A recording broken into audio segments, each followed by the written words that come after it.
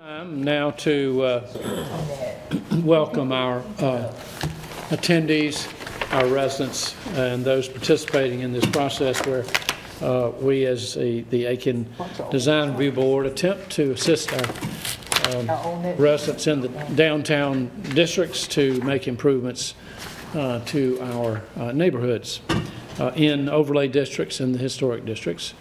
And we appreciate you all's participation.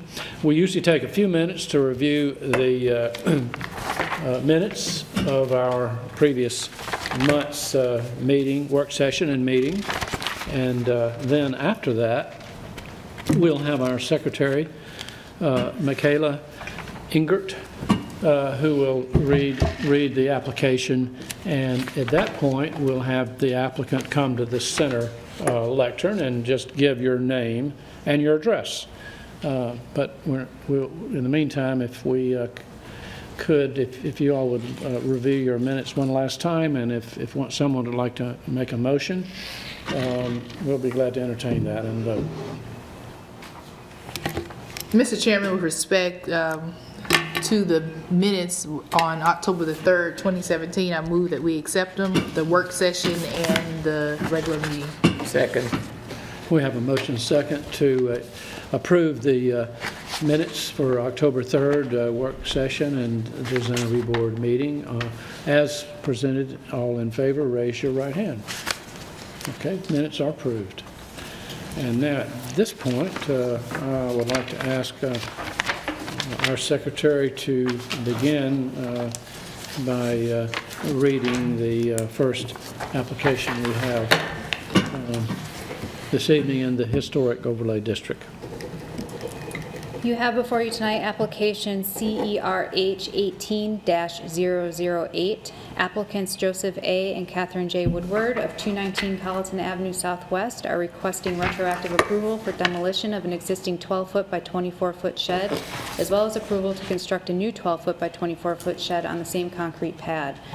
This parcel is tax map number 105-3607-001 and is located in the RS8 district. The existing building is listed as a contributing resource.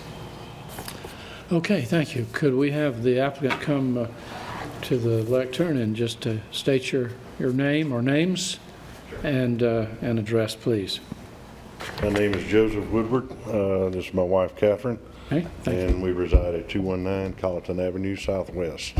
Good, thank you, and thank you for attending the work session. Sure. I think we got a chance to ask questions, and if you have anything more you wanted to add, you're welcome to do that. Okay. Any questions of the feel free. Well, I was just reading that, Mr. Chairman, it might be well if they were to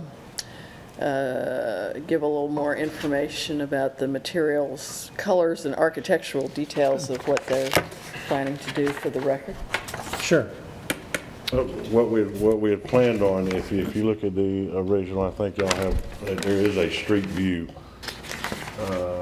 Well, you don't see it. There's another. The Google Street View actually gives you a view down to see the building in the back.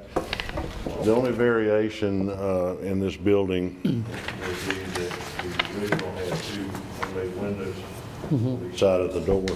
The building would not have those windows. It would have a raised panel steel door. The original construction again was the old 4x8 masonite siding. We're going to utilize the Dutch lap type siding and vinyl, that like we have on the house. Of course, it has been, offered that might look at even using a fiber cement type and use just a general lap siding, which is fine, for us. It has its advantages. Right. If I may interrupt. But everything would be color-wise white. The roofing is going to be a shingle, black onyx. Actually, what we're going to do, we've got to re-roof the house now, and it'll be done in black onyx in an architectural type cut shingle. If I may briefly interrupt, the picture that the applicant was referring to, where you can actually see through the carport area, is in your packet. This is a more recent one, and we did discuss a little bit in the work session the material that is in the application is noted as lap siding and vinyl, and I think that idea was in order to match the vinyl on the house. But I think we had some discussion that in the work session that if you all had a desire to perhaps come closer to what is the original siding underneath your current vinyl, that I'm not sure anybody here would object to that and might even encourage that for future owners, if not you. Well, we have considered that also, and Yeah. looking at if it were to be a true lap siding, that we would utilize the fiber cement type because of the added value, the fire retardancy and the insect retardancy of it. Yeah, and durability and lawnmower rocks hitting vinyl and things like that. Right. It would hold paint almost as good as the vinyl gets dingy looking, has to be washed. So if others have any opinion about that, it might be good to voice that. Now, we could amend the motion to allow them to change that. They'd still have the option of doing either, or if someone wants to encourage them to do it in cement board. He's a contractor. I think he recognizes there'd be advantages to the cement board.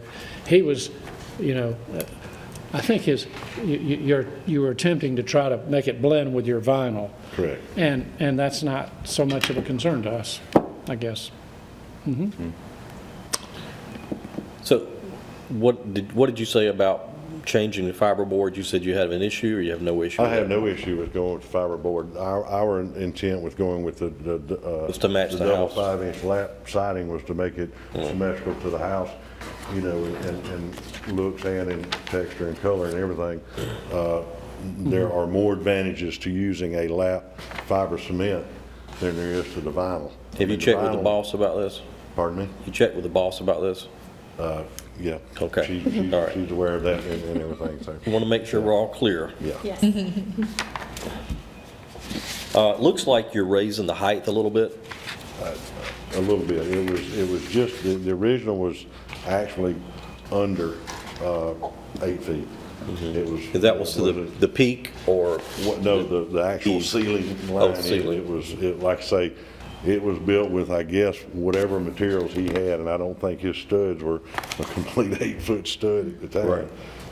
So it was just under 8 feet, and what we went with, what you'll see is, what I'm looking at here is a 3 and 12 pitch will give me a very low pitch, so I'm not really increasing the peak height.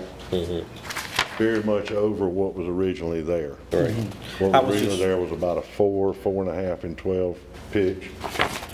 in the photo, and it's not clear where the door starts, but it looked like the door might be fairly close to the eave height, was the reason I was asking.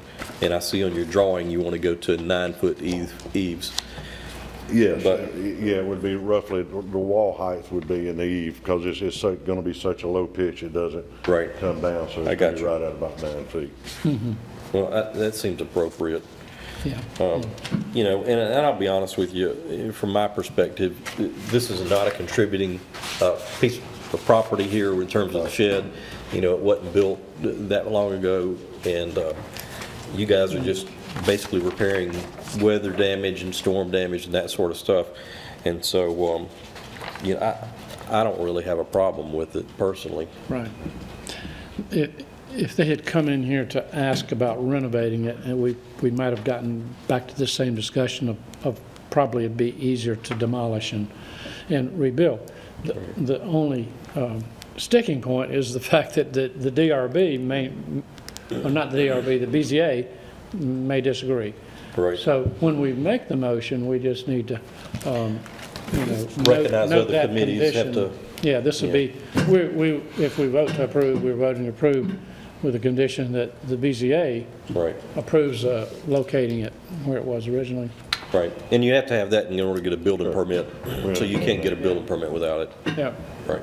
I understand that. but we're okay with it. Any other questions? Okay, thank you. We'll, for the record, ask if anyone else would like to speak, and I don't think we have anybody who is concerned.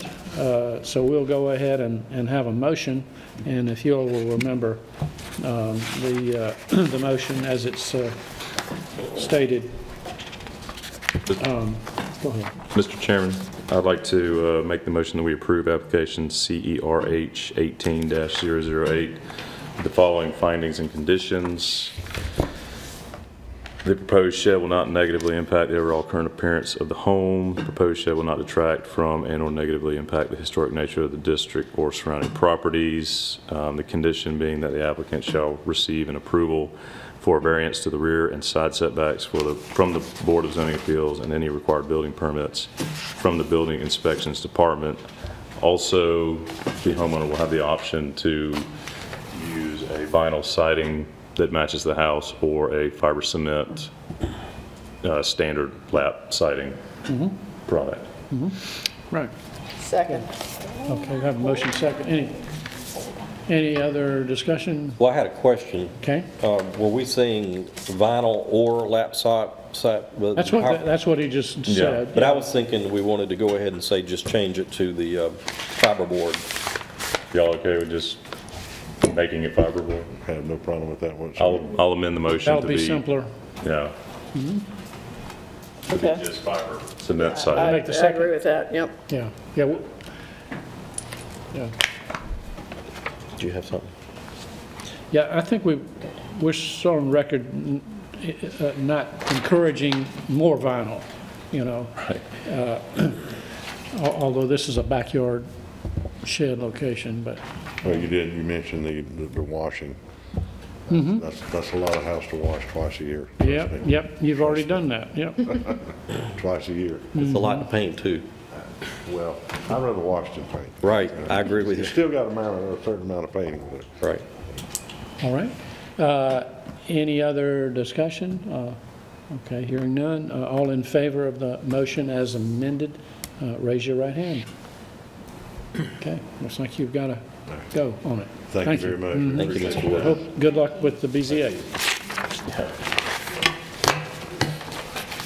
I believe that's all our business for this evening, unless somebody has something we've not covered, and so I will entertain a motion to adjourn.